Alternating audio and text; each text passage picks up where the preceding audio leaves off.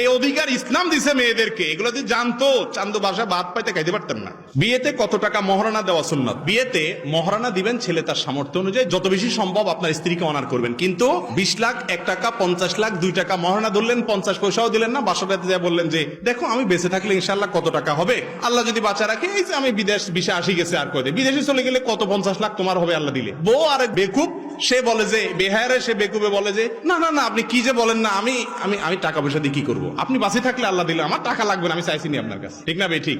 এরপর যখন বেজাল লাগে এবার কয় মহারণা দে চান্দু, ঠিক না বে ঠিক।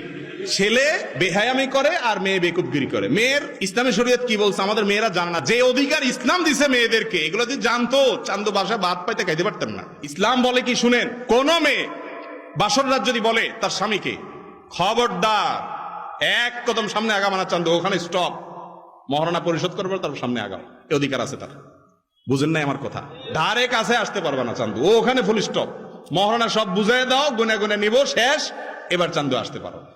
এই কথা বলার অধিকার সমস্ত মেয়েদেরকে ইসলাম দিয়েছে। কোন মেয়ে যদি তার স্বামীকে বাসর রাত্রে এরকম জুলায়, কোন বেহায়ারে আটকায়, তাহলে ইসলাম বলে সে মেয়ে কোনো অন্যায় করে নাই, এটা তার অধিকার। দেখছেন নি, নারীবাদীরা মহিলাদের অধিকার দিতে বলে, আরে কি অধিকার দিবে তুমি, আমার ইসলাম যত অধিকার দিছে সেগুলো প্রতিষ্ঠা নাই, আমরা আমল করি না, ওইগুলা দিলে তো আমাদের মেয়েরা মাথার উপরে থাকে, ঠিক না বে ঠিক।